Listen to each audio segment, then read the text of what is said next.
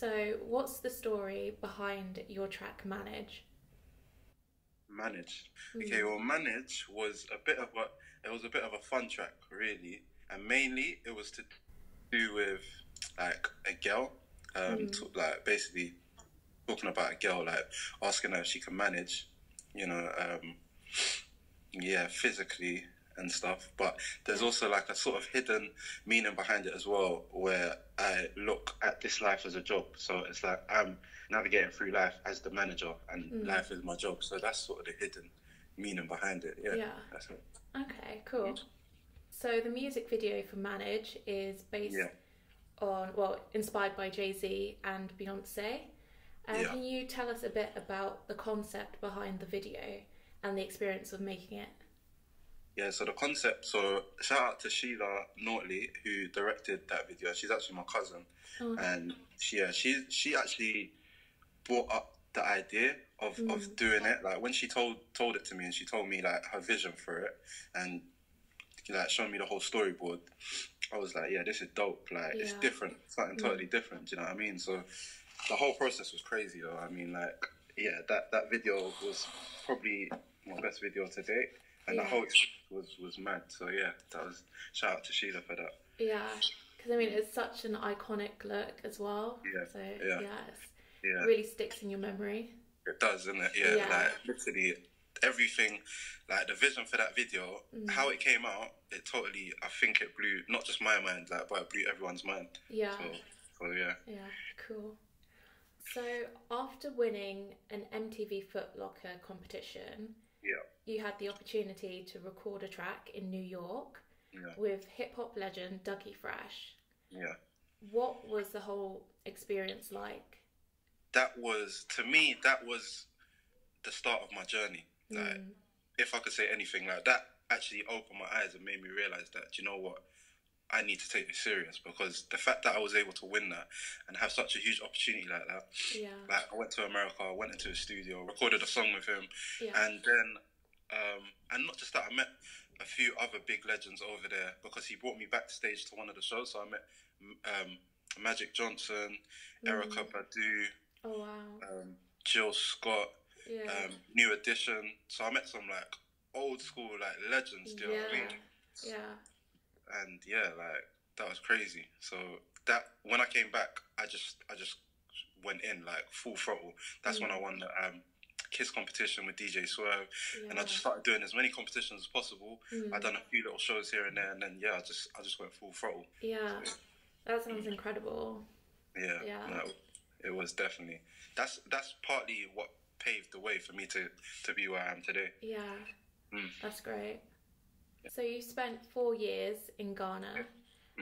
Can you tell us a bit about your experience there and how it influenced your music as well? Yeah, I think Ghana, for me, that 4 years that I spent in Ghana, more than anything, it made me more in touch with my culture.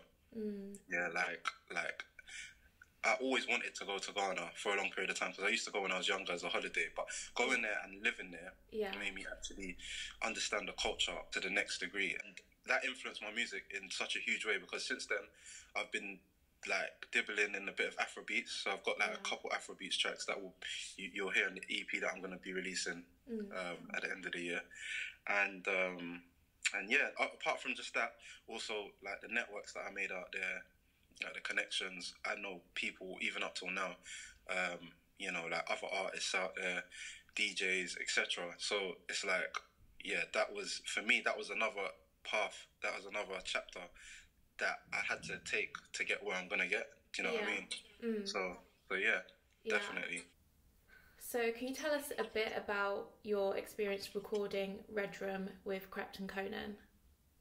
Yeah, that was probably that was the second mixtape that I recorded in my studio for someone other than myself, and it was unplanned really. Like we was just recording. They would come like once a week, and they would come every time they'll come. They'll record like one or two tracks, and then by the end of it, they just put it all together and put it on a mixtape. So yeah, like Conan and Krept, I got introduced to them through through Tibbsy, who's a mutual friend. Okay. So he brought them over because he used to record tracks as well. Yeah. And he ended up bringing them through. And then, yeah, we just kicked it off. Like, we just gelled and yeah, like, I think it went from there. What tips would you give to aspiring musicians? I only have one tip, which is just don't stop. Whatever you're doing, don't stop. Yeah. And don't worry about, you're going to knock on a lot of doors and they're going to turn you down. Yeah. But you have to persevere and be able to, you have to look at it. If you want to look at anything, look at it as a numbers game.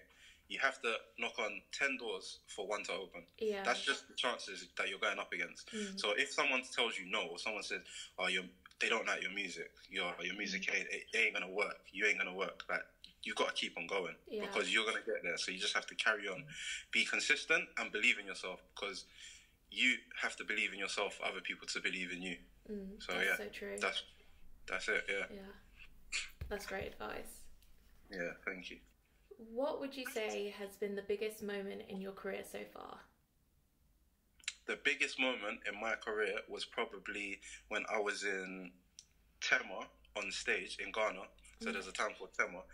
And this was like a last minute thing, like sort of like my manager, a couple days before this event was like, we've got you on one show. Yeah, you're going to be opening and there's going to be people there performing like R2B's, Tiffany and a few other big artists. And I was like, cool, I'm all for it. There was 5,000 people at this show. Yeah, like, and I was like, and coming from like the biggest show that I've ever done was probably, before that was probably like 100 people. So I wasn't prepared for that. Like, literally, I got up on stage. I done my thing anyways. Do you get me? Like, but at the initial impression of the crowd when I first got on stage is they were looking at me like, "Who's this guy?" Do you know what I mean? Yeah. And I was like, "Look, I'm from London, but I'm repping Ghana, blah blah blah." And then I just started a cappella before I told the DJ fling on the music. And by the time I finished my little a cappella freestyle, everyone was like, "Oh!" Do you know what I mean? It was crazy. Yeah. It was mad. Like that for me was my biggest moment. Like. Yeah, so far. Yeah. So, yeah, I think it's always great when you're on stage, like, because I sing as well. When you're on stage and then, like, you're nervous, like, oh, are they going to like me? And then that reaction you get, and you're like, yes. Yeah, exactly. And it makes you more hyped, you know what I mean? Yeah, it helps you up more. And, you feel from when you feel that connection with the crowd, it's like you feel unstoppable. Yeah. So, it's just amazing. Yeah. What upcoming projects do you have that you're excited about working on? Okay, so I have a Black Box freestyle that should be dropping. It should be dropping any minute now. Actually, by next week it would have dropped. So I'm actually still waiting on them for that to tell me the exact time and date, so I can at least start pushing it out there a little bit. Yeah. And then I've got a music video that is going to be dropping on Grime Daily the beginning of December. That's called Levels, with a singer called Mr. Upstream. That is a dope track, a dope video. And as a follow-up to Manage, it's a sick video. Like, because the problem with Manage is because that video is so sick, it's like I almost set the bar all the way up here. Do you know what I mean? Yeah. So my problem is following up with that. Like, not the next follow-up, but moving on from that. So I feel with Manage, because Manage for me was, I wouldn't say commercial, but it was a fun song. Do you know what I mean? Like, so with Manage, that was kind of like get your head bopping and stuff like that. But so this next track is a bit of a mixture. So it's a bit like that, but it's deep as well. Do you know what I mean? And it explains to you a bit more about me. Yeah. And the video is dope. I've brought some aspects of Manage into it, and I've brought some aspects of my everyday life into it. And yeah, I can honestly say that as sick as Managers, this next one is actually sick. Like, this is my favourite one so far. I'm looking forward to it. Yeah. So that will be dropping early December on Grime Daily. Cool. I'm gonna start putting some previews out there, probably the end of next week, and then I've got an EP that I'm planning to drop at the end of December, so like just after Christmas. Yeah. A separate EP. So yeah, I'm looking forward to that as well. Cool, nice. Which social media accounts should we follow if we want to see what you're up to? So Instagram and Snapchat, and my handle is @BigChrisGH for both of them. Cool, nice. Yep. Okay, so now I have my 15 quick fire questions with Big Chris. So starting now. 1. What's your favourite film? The Butterfly Effect. Cool. Question 2. What's your favourite TV show? My Wife and Kids. Nice. Question 3. What's your favourite book? The Bible. Nice. Question 4. What's your favourite sport? Basketball. Nice. Question 5. What's your favourite fruit? Mango. Cool. Question 6. If you were a season, which one would you be and why? Summer, because I'm fire. Nice, nice. Question 7. What was your favourite subject in school? Art. Cool. Question 8. Who's your favourite music artist? Is this living or dead? Just in general? Yeah, any. Biggie. Cool. Question 9. What celebrity do people say you look like? I don't really get that a lot, you know. Someone said I look like Snoop Dogg in the past, but that's ridiculous. Like, that's how I see it. Okay. Interesting. Apart from that, I don't really, nobody's really compared me to another celebrity. Question 10. Yeah. What's the biggest lesson you've learned this year? The biggest lesson I've learned is don't let anybody influence you or your decisions. Just do you. Focus on you. Question 11. Who are the 3 most inspiring people in your life? My God, first and foremost, my mum and my daughter. Oh. Question 12. What character trait do you admire in others? When someone's humble. Cool. Yeah, I admire that. Nice. Question 13. If you were a superhero, what would be your superpower? Invisibility. Nice. Question 14. In what way do you hope life will be different for future generations?